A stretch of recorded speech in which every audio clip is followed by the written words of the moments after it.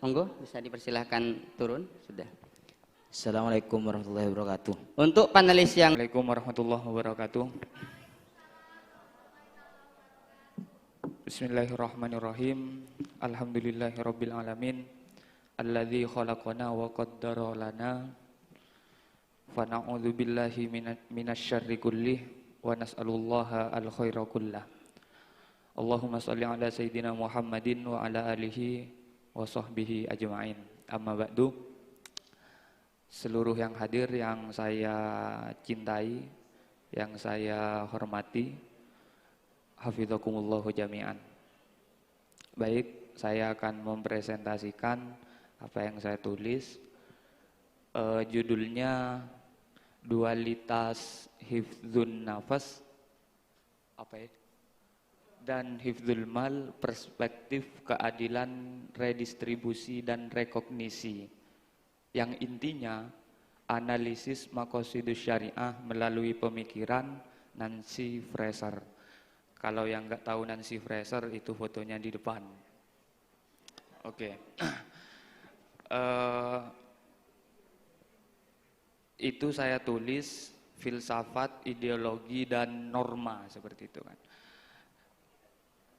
Secara epistem seperti itu, artinya ideologi ini adalah turunan daripada filsafat yang bisa diartikan katakanlah teori-teori yang berada dalam satu wacana filsafat tertentu itu merupakan sebuah ideologi. Misalkan filsafat moral. Filsafat moralnya Immanuel Kant itu salah satu ideologi filsafat moral, seperti itu. Ideologi itu nanti akan turun menjadi norma, yang mana di berbagai daerah meskipun ideologi yang sama yang dianut, bisa jadi normanya berbeda karena mempertimbangkan realitas daerah tersebut yang mana beragam kan masing-masing di berbagai daerah. Maksudnya apa? Untuk menegaskan posisi dari fikih. Fikih itu berada di tataran norma, yang mana dalam hal ini maqasidus syariah berada pada tataran ideologi. Oke, clear ya di sini? Nanti pemikiran Nancy Fraser itu juga ada pada tataran ideologi. Bisa di next. Hifdzun nafas, hifdzul mal, redistribusi dan rekognisi. Tulisan ini sederhananya tentang pemaknaan baru terhadap hifdzun nafas dan hifdzul mal ke arah ke dalam domain pemikiran redistribusi dan rekognisi Nancy Fraser. Kalau yang di sini itu rujukan utamanya.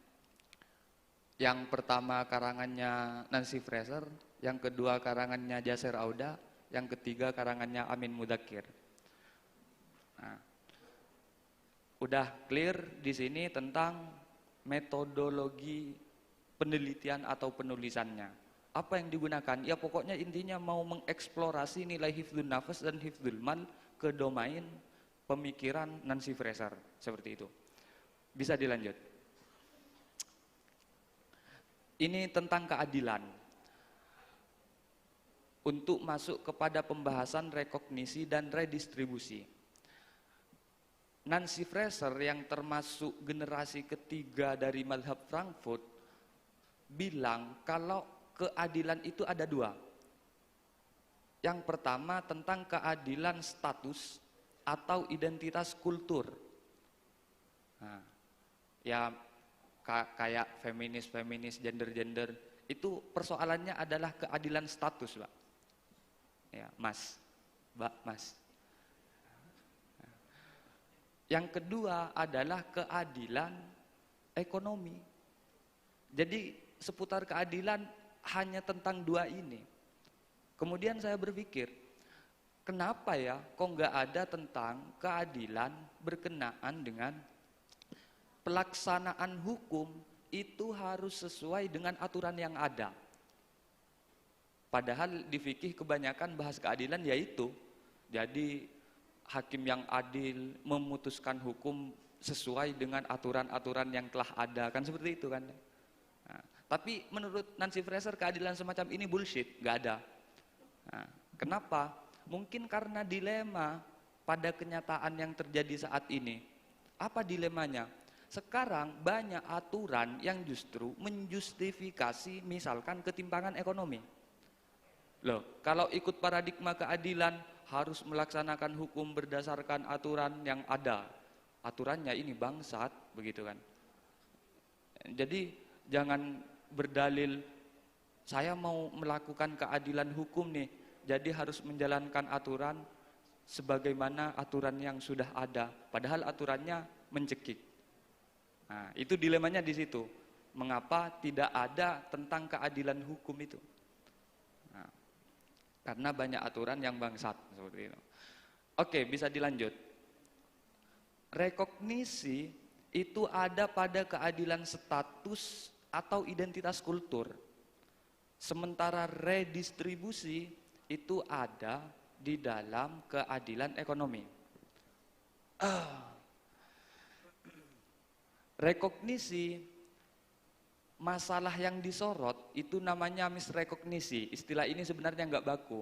Ya bisa saja menyebut non-rekognisi, bisa. Rekognisi itu masalah yang disorot adalah misrekognisi. Misrekognisi itu apa? Penyangkalan moral. Contohnya ini, tuduhan, pelecehan, penghinaan, penyerangan fisik, dominasi kultural, dan lain sebagainya. Nah, jadi di sini seolah-olah ada status yang didiskriminasi. Penghinaan kan, ngapain menghina orang kalau tidak sedang terjadi ketidakadilan status. Nah, kurang lebih seperti itulah. Lanjut. Ini 20 slide soalnya. Rekognisi. Nah, itu kan Bisa disebutkan poin-poinnya, Mas. iya. Jadi 10 menit dia manfaatkan betul. 3 menit. Rekognisi itu intinya adalah pengakuan. Jadi saya kasih gambaran gini, orang itu keberadaannya, identitasnya, statusnya ya harus diakui. Sebagaimana misalkan kajian feminisme, itu kan mau mengakui, mau melakukan rekognisi terhadap perempuan-perempuan, begitu kan. Identitas-identitas perempuan, kultur-kultur yang berkenaan dengan perempuan, seperti itu kan. Kalau contoh yang lebih sederhana, kalau ada orang yang nembak kamu, harus direkognisi, harus diakui, begitu kan. Jangan dicuekin, minimal ditolak, begitu kan. Karena dengan, iya benar, karena dengan ditolak itu berarti mengakui bahwa dia, identitasnya saat ini, statusnya saat ini sedang mencintai saya, begitu kan. Nah, jangan pas diabaikan, itu masuk ketidakadilan status itu. Oke, lanjut. Ngerti ya, rekognisi ya? Oke. Sebenarnya rekognisi ini sudah ada, yang saya temukan itu sejak abad ke-18. Itu siapa namanya? Rousseau. Ya. Tapi ada perbedaan. Kalau Rousseau itu, apa itu bacaannya saya kurang tahu juga. Memaknai rekognisi seperti ini. Berarti orang itu kan butuh diakui. Nah, orang itu butuh diakui. Siapa yang mengakui? Orang lain. Seperti itu kan. Ini katanya Rousseau. Ini negatif. Kenapa? Karena akan ada ketergantungan seseorang terhadap orang lain agar dirinya diakui. Nah, ngerti? Karena akan ada ketergantungan seseorang kepada orang lain agar diakui. Kamu untuk diakui cewekmu, begitu kan, akan melakukan berbagai upaya. Itu bentuk ketergantungannya, begitu kan. Bangsatnya si cewek malah memberikan syarat-syarat yang banyak, yang berat, begitu kan. Ini negatifnya katanya Rousseau. Jadi rekognisi itu gak baik. Nah, tapi Charles Taylor yang pemikir era kontemporer memaknai rekognisi itu beda. Memang kebutuhan untuk diakui, tapi paradigmanya seperti ini. Bagaimanapun keadaan orang yang sedang dihadapimu, harus diakui, jangan memberikan syarat-syarat. Kalau di Rosau jadi masalah karena memandang ini nanti akan dijadikan kesempatan oleh orang lain untuk memberikan syarat-syarat yang menguntungkan dirinya agar orang yang diberi syarat itu mau diakui. Nah, itu kan nggak baiknya yang Rosau. Kalau yang Charles Taylor, bagaimanapun harus diakui keadaannya. Jadi ya baik, bahkan menjadi harus. Oke, lanjut. Next.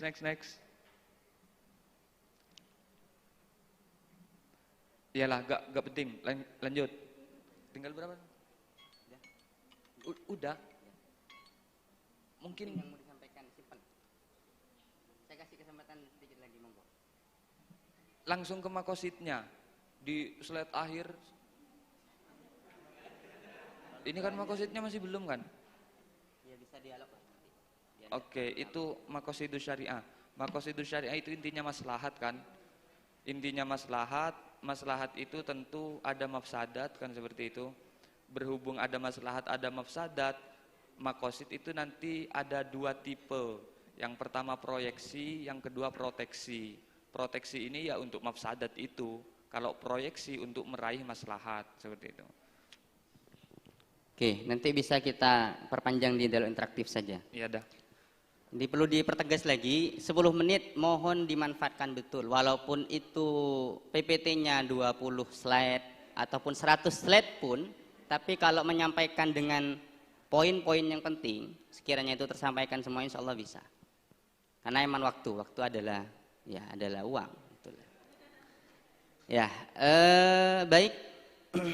Sebagaimana yang disampaikan oleh Mas Fakih barusan bahwa dalam paper yang beliau sampaikan, bagaimana keadilan yang dimaksud adalah di dua hal, di dalam ranah status dan ekonomi. Dia malah mempertanyakan sendiri bagaimana di ranah hukum.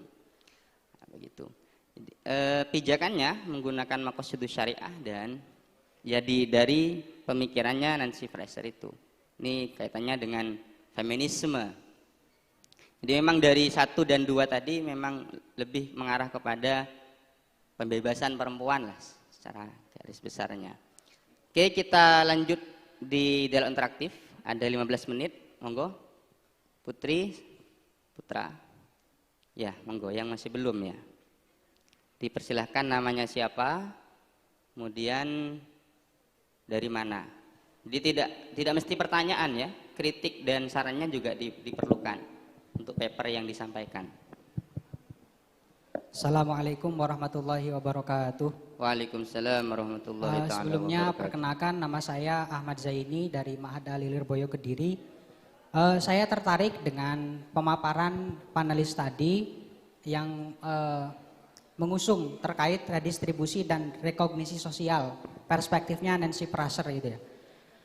Saya kira sebelum ke sana saya ingin mentahkik ya. Ada 3 poin yang ingin saya tahkik terlebih dahulu kepada panelis.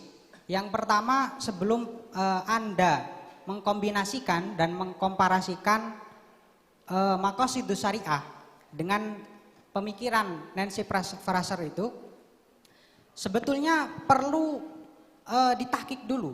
Maqasidus syariah perspektif siapa yang Anda usung?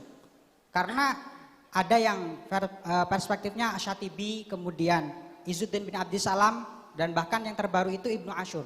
Ataukah dikomparasikan semuanya maqasidus syariah itu kemudian dibenturkan dengan perspektifnya Nancy Fraser itu.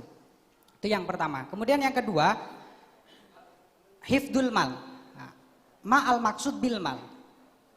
Kalau Anda konsisten mengusung tentang hifdul mal, mestinya disampaikan secara definitif apa itu al-mal indal mu'asyirin wa indal fuqaha. Karena kita masih belum jelas, masih blur ya terkait definisi mal yang disampaikan oleh fuqaha dan mu'asyir itu.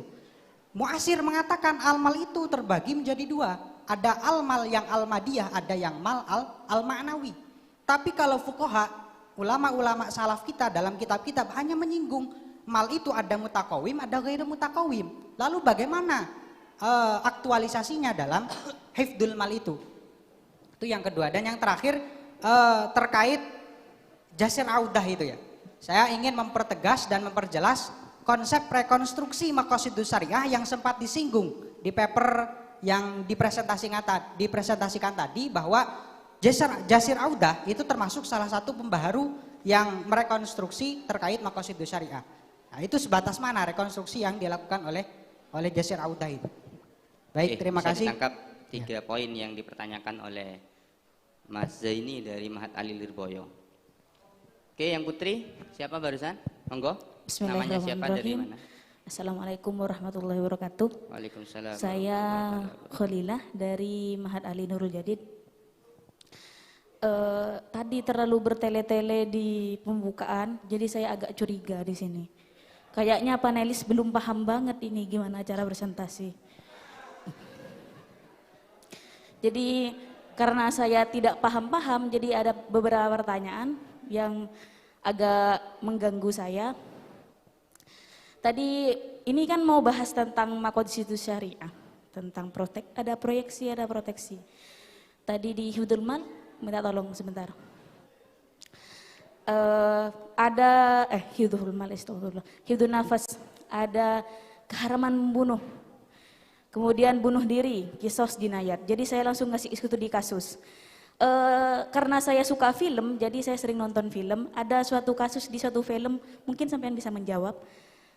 Pernah viral dulu di ayat-ayat cinta 2, si itu dah yang ketika dia itu masuk, pemeran utamanya masuk penjara di Palestina, dia itu ada 2 hal yang dia lakukan, yaitu menggoreskan wajahnya ke tembok, si cewek itu loh, tahu kan ceritanya? Masa saya harus cerita film Poinnya, juga? Mbak. Lah, iya. Jadi permasalahannya dengan paper yang disampaikan apa? Kemudian dia itu merusak wajah dan juga mohon maaf kemaluannya juga di situ.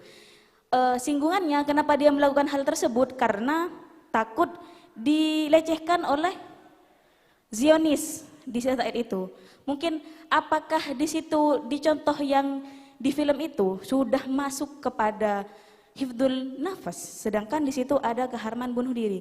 Di situ ada konsep menyakiti diri, tapi untuk menolak agar tidak disakiti oleh Zionis atau dilecehkan secara seksual seperti itu. Jadi mungkin langsung ke situ saja. Sekian. Oke, bisa dipahami. Baik, sementara ada 2 pertanyaan dan beberapa sub pertanyaannya yang disampaikan oleh Mas Zaini tadi. Yang pertama berkaitan dengan maqasidus syariahnya. Dari tadi tidak ada penjelasan khusus berkaitan ini pijakannya di maqasidus syariahnya siapa. Apakah di Syatibi atau yang lain? Monggo bisa dijawab dulu satu persatu.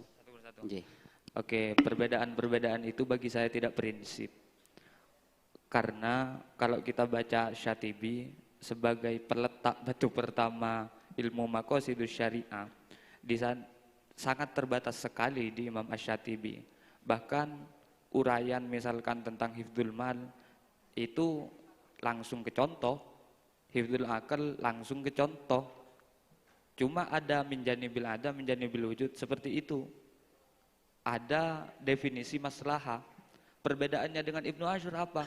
Ibnu Asyur setidaknya katakanlah beliau Ibnu Asyur dari ad-daruriyatul khams dan klasifikasi primer, sekunder, tersier itu kan di Asy-Syatibi dipisah toh. Nah, bagi Ibnu Asyur pembaharuannya adalah masing-masing daruriyatul khams itu ada yang daruri, ada yang tahsini, ada yang haji. Nah, masa perbedaan seperti itu akan prinsip terhadap pembahasan saya? Wong saya ngambil ruhnya maqasid, kan ada toh literatur-literatur belakangan yang maqasid disimpulkan. Kayak penyimpulan al-maqasid hiyal maslahatu nafsuha. Nah, hal-hal seperti itu yang saya butuhkan dalam kepenulisan saya. bukan tentang perbedaan dari berbagai perspektif, apalagi yang Izzuddin Abdul Salam sangat nggak prinsip begitu. Jadi menampilkan perbedaan itu malah nggak bakal ada distingsinya kalau ditampilkan. Ya, berarti memang maqasidus syariah yang dipaparkan itu umum. Iya. Baik itu yang dari Abul Maqasid, yang muwafaqat dan sebagainya. Mungkin ada feedback, monggo. Sebelum pindah ke pertanyaan yang oke. Berkaitan dengan hifdzul mal, ini masih belum ada definisi khusus yang disampaikan oleh Mas siapa barusan? Mas Fakih. Coba slide Apa yang yang hifdzul mal. dimaksudkan hifdzul mal di sini? Next. Oh iya, sip. Lah, ini di sini hifdzul mal perspektifnya katanya berangkat dari paradigma bahwa harta adalah sendi kehidupan, bahkan dipandang tidak mungkin dalam kehidupan mampu menjaga jiwa, akal dan keturunan tanpa adanya hifdzul mal. Kira-kira apa yang bisa disimpulkan? Apakah ini butuh terhadap penjelasan? Ada yang mutakawam, ada yang ghairu mutakawam, ada yang apa tadi kalau yang di asir apa Mas? Ada yang Oh madiyah, ya, ada yang madiyah, ma'ani. ada yang ghairu madiyah. Nah, enggak, karena di sini orientasi hifdzul malnya adalah, kesimpulan saya, perekonomian, ekonomi, sistem ekonomi seperti itu. Malnya apa? Apa berdasarkan mutakawam, ya terserahlah. Mal yang madiyah, ghairu madiyah begitu kan. Ini tentang sistem ekonomi yang mana di sana nanti hubungannya dengan redistribusi, ketidakadilan ekonomi atau ketidakadilan kelas. Nah, ini perlu sistem yang diperbaiki tentang bagaimana harta itu didistribusikan berikut penyediaan akses dan layanannya yang terbuka secara merata, yang mementingkan partisipasi, paritas partisipasi, ya, paritas partisipasi itu demokratis artinya. Nah, itu yang sedang disorot. Jadi menurut saya lagi-lagi tidak prinsip kalau masih mengoreksi ini perjelas dulu mal apa, ya terserahlah mal apa gitu. Intinya sumber daya kehidupan, kekayaan, yang itu ekonomi maksudnya loh Mas, itu. Ya, sebenarnya yang dipermasalahkan dari penanya barusan ini pijakannya yang menggunakan mal Ya, dari definisinya siapa? Mal apa? Kalau ini bisa dibaca di Ali Muhammad Abdul Makarim, Di mana? Al-Maqasidus Syariah kitabnya. Nah, jadi bukan begini. anu ya. Iya, beliau ya agak mempersoalkan ini malnya paradigma yang kontemporer ya, enggak. Meskipun itu kitab kontemporer. Oke, ada feedback dari para peserta? Ya, ini dulu. Udah ada ya? Oke, lanjut. Masalah maqasid Syar Audah yang sampean sempat sitir tadi. Ya, kenapa? Itu bahasanya ada rekonstruksi. Rekonstruksi dari bagian apa? Gini. Di Syar Audah ini? Kepentingan saya mencantumkan Jasar Audah gini. Kan secara epistem semua penulisan itu ada ada metodologinya kan. Jadi saya biar dikira nggak ngawur, ini kamu menginterpretasikan hifdzun nafas sama hifdzul mal seenaknya saja, semaumu saja. Nah, biar tidak seperti itu. Biar tidak dikira seperti itu. Jadi saya tampilkan ini loh, ada pembaharu maqasid kontemporer Jasar Audah dan Mahmud Hamdi Zakzuk yang menginterpretasikan maqasidus syariah lebih khusus yakni ad-daruriyatul khams itu ke arah development and right, ke arah pembangunan dan hak kemanusiaan. Lah, dari situ berarti penulisan semacam ini punya landasan atau punya landasan. Ini tidak pernah sudah dilakukan sama yang sebelumnya. Meskipun hasilnya saya beda dengan Jasar Audah. Karena Jasar Audah di sana kan lebih kepada teori sistemnya, Thomas. Tentang pembaharuan maqasidus syariahnya. Saya nggak pakai itu. Nah, cuma ngasih tahu aja bahwa ada nih yang mengarahkan kepada nilai pembangunan dan hak kemanusiaan. Nah, jadi nggak ngawur gitu kan. Oke, bisa Itulah dipahami? kesimpulannya. Ada, monggo. Ya, baik. Mohon maaf ya. Sebenarnya saya ingin menelisik lebih lanjut landasan argumentatif yang dibangun dalam penulisan paper ini. Dalam arti tadi kalau presentasi tadi menyatakan terserah itu malnya siapa, hifdzul malnya siapa, kemudian konsep yang dibangunnya berawal dari maqasidus syariah apa, yang penting ruhnya, substansinya, kan begitu. Cuma kalau kita prinsipil, ya, kita kan sudah dibesarkan di lingkungan pesantren yang tentu setiap pendapat atau paradigma berpikir itu ada teksnya, setidaknya ada referensi yang dibangun, berawal dari berangkat dari pemikirannya siapa. Ya, dimengerti. Sehingga ketika dibenturkan dengan redistribusi dan rekognisi sosialnya Nancy Fraser itu tidak blur, tidak bias. Kalau hifdzul malnya itu dibangun dari perspektifnya Syekh Izzuddin bin Abdissalam misalnya, kemudian Ibnu Asyur, kemudian disampaikan konsepnya secara utuh, baru kemudian dikomparasikan, itu tidak akan blur seperti ini gitu loh. Makanya saya tadi ingin mempertegas, panjenengan itu menggunakan maqasidus syariah, perspektifnya siapa, lalu landasan argumentasinya menggunakan apa, jangan-jangan ini hanya mafhum dari substansi maqasidus syariah secara global, sehingga hasilnya pun itu menjadi bias begitu. Ngoten nggih? Bisa dipahami. Monggo. Ya, ini kesimpulannya. Kalian, kita bisa mengecek terhadap kitab-kitab maqasidus syariah yang klasik. Di sana kecenderungan ad-daruriyatul khams itu eksklusif. Makanya kalau minta pertegas seperti itu Mas, sampean, di tulisan saya tentang misalkan definisi maslahah itu saya tampilkan semua. Definisinya Asy-Syatibi, definisinya Al-Ghazali, definisinya Ibnu Asyur, definisinya Izzuddin bin Abdissalam, saya tampilkan semua. Nah, yang poinnya adalah untuk menyampaikan bahwa nilai arah maqasidus syariah atau ad-daruriyatul khams itu di kitab-kitab klasik ini eksklusif. Eksklusif. Makanya coba yang hifdzul nafas.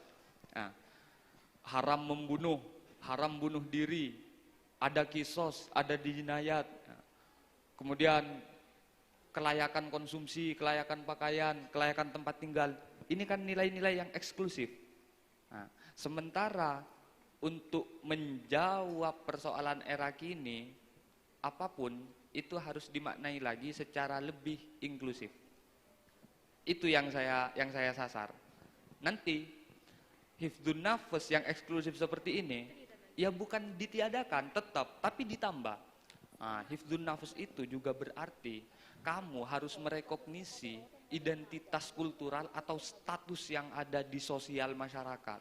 Biar tidak ada pelecehan, biar tidak ada dominasi kultural. Itu karena berkaitan dengan eksistensi atau bahasanya Amin Mudzakkir, modus eksistensi seseorang atau kelompok. Oke, begini maksudnya. Ah. Jadi yang dipermasalahkan oleh penanya barusan, Iya, kalaupun iya. sampean mau merekonstruksi hifdzul mal dan hifdzun nafas, itu pijakannya dari, Itu poinnya, nilai eksklusifnya yang saya simpulkan dari kitab-kitab. berarti memang hifdzul mal dan hifdzun nafas yang sampean paparkan itu tidak ada di kitab. Ada di kitab, Iya. semuanya bahkan begitu kan. Yang mana di sana kesimpulan saya, sebenarnya bukan kesimpulan saya, sudah banyak peneliti, kesimpulannya itu arahnya eksklusif. Itu yang direkonstruksi dari kitab-kitab klasik, dari berbagai kitab klasik, ke arah yang lebih terbuka, lebih inklusif seperti itu. Iya kayak tadi. Ya, bisa dipahami Mas. Kalau kembali ke perbedaan kayak tadi, gak Iya. prinsip. Ibnu Asyur itu perbedaannya tadi, itu kan di Anwaul Maslahah sama ke penekanan maqasidul usra, kan begitu kan perbedaan terhadap pemikir yang sebelumnya. Apa pentingnya bagi saya menampilkan perbedaan itu? Untuk ya, Ya, sudah cukup karena waktunya sudah habis. Mohon maaf dari pertanyaan yang Putri belum bisa dijawab karena kita juga dikejar waktu ini. Di apa yang disampaikan oleh Mas Fakih tadi bahwa tetap ya hampir sama dengan yang dipaparkan yang di sebelumnya, ini berkaitan dengan keadilan gender. Bagaimana perempuan juga ada peran. Oh, khusus. Enggak, umum. Iya, lebih umum, tapi yang di sini lebih umum. Jadi bagaimana keadilan status dan keadilan ekonomi itu tadi. Ya, keadilan gender masuk di dalamnya. Iya, oke. Baik, itu dari panelis yang nomor 2. Setelahnya